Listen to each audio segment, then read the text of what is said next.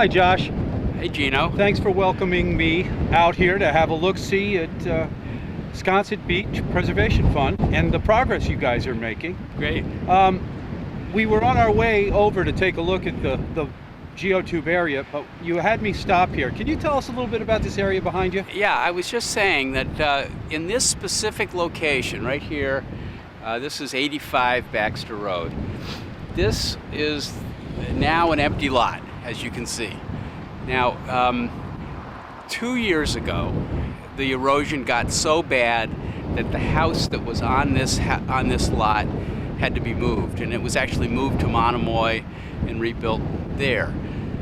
I was looking at the statistics, and in 1991, this lot and this house was the most high-valued, highest assessment house on Baxter Road. If it had increased at the same value, at the same rate that other homes at Southern Baxter Road away from erosion, if it had increased at that level, it would be worth $12 million here. Now it's worth zero. It's paying zero taxes in addition. The lot, as you can see, is narrow. It used to go out about 100 feet further. 100 feet. About 100 feet. Each of these lots along Baxter Road were set up to be about 150 feet deep. There's 50 feet left. So if it was 100 feet long ago, why continue? I mean, isn't it going to continue to erode at that rate? Oh, and even though it will erode if nothing is done. The question is there anything that can be done that's practical and that's environmentally sound? That's been the question. That's still the question, and we think we've got a pretty good solution to that right now. Along the edge of all of these houses was an open public bluff walk that went from the village all the way to the lighthouse. It now goes about halfway and it stops, and because of the erosion, you have to get back out to Baxter Road. Come on this side of the sand. Okay. All right.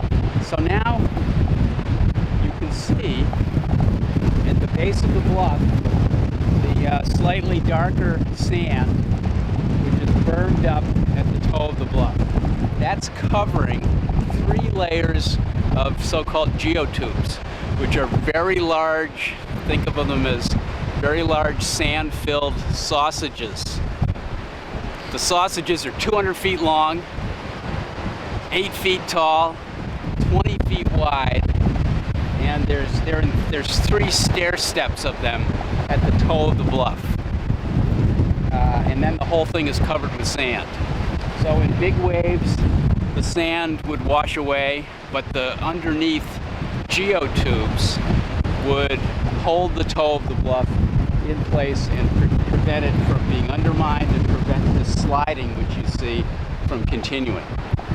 So as long as those geotubes are there and are intact, it's going to hold the toe of that bluff.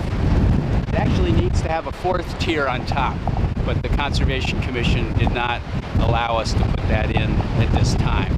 We'll be asking for that at some future point, but that's the way it was designed. So you said the solution, the environmentally safe solution, that seems to be the biggest issue. Right? Yeah. That's what you're running up against.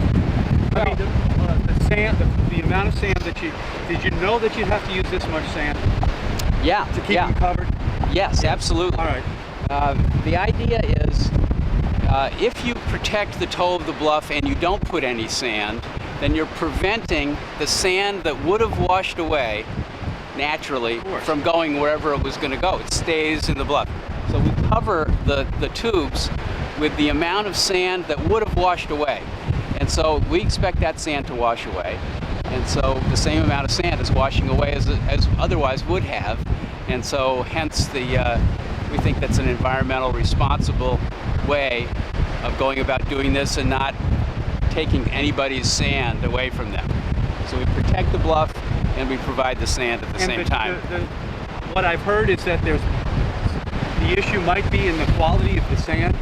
No, I don't think sand that is not the same sand that's supposed to be part of the bluff. Well, no, I haven't heard that. Right. Most people recognize that geologically speaking, Nantucket is a sandbar, and the sand in one place is pretty similar to the sand in another place. We test the sand, make sure it's the correct grain size so that it's so-called beach compatible, similar sand.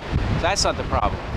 The question some people raise is, will this sand always be available? How can we afford to deliver it every year? What happens if we stop delivering it?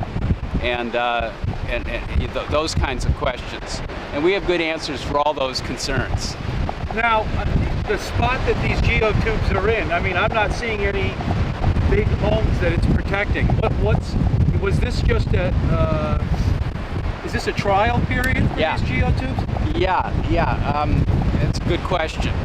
We want to put in this kind of a system from the lighthouse all the way down to where the erosion continues, which is about a 3,500-foot section.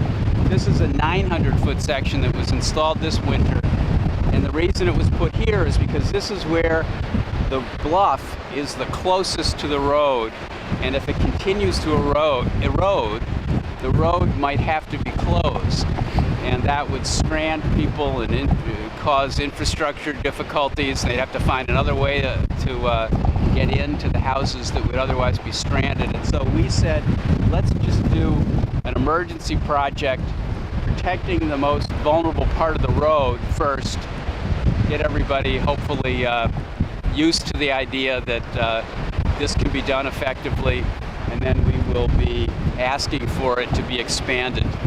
When do you think that might happen? Hopefully within the next year. Yeah. All right, so global warming. Global warming. And the plight that we will face. Apparently we are going to have to face Absolutely. a higher sea level. Absolutely. The rest of the island's going to get affected, and these will be here. Well, I think that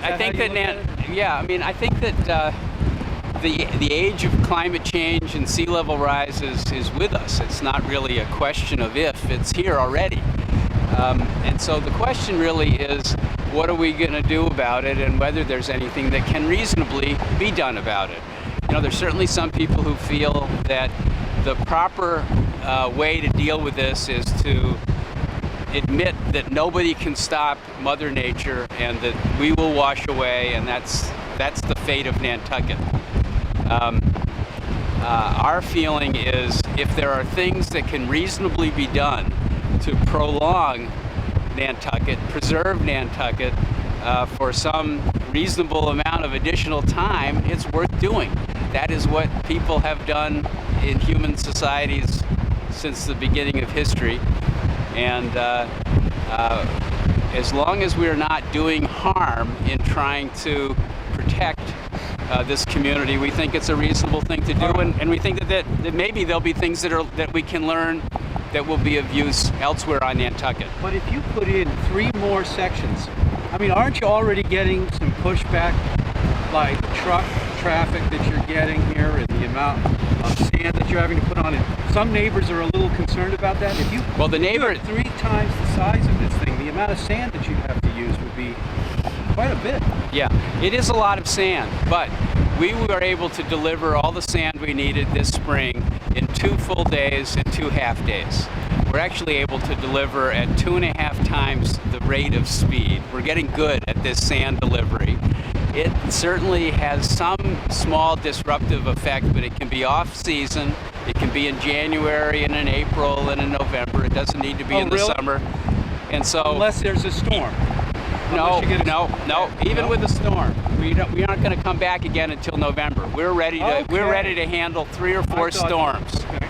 Because even if the geotubes are exposed in a storm, the extra sand that's on top gets pushed down into the front of and recovers those geotubes.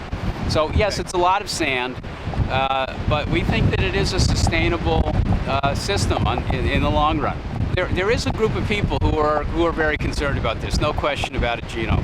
But the neighborhood here, with only one exception that I'm aware of, is completely in support of this effort. And What about we the think Tom? that most people on Nantucket actually feel that this is something that should be tried, that we can learn from. It's 100% paid for with private money, and that simply saying we're going to watch Nantucket wash away. It isn't what we're doing in the jetties. We're raising the jetties. We're dredging the harbor. There are things that pretty much everybody agrees should be done, and we think that this should be added to the list. Are you concerned with the Concom's position? Well, the Concom has raised some concerns. We think we've answered most of the concerns for the Concom, and we're hopeful that the Concom will continue to vote in favor of allowing the project. And it's a big science experiment that they'll allow it to continue to go forward. All right, thanks for talking with me, Chuck. Thank you, Gino. Thanks for coming out and covering this issue.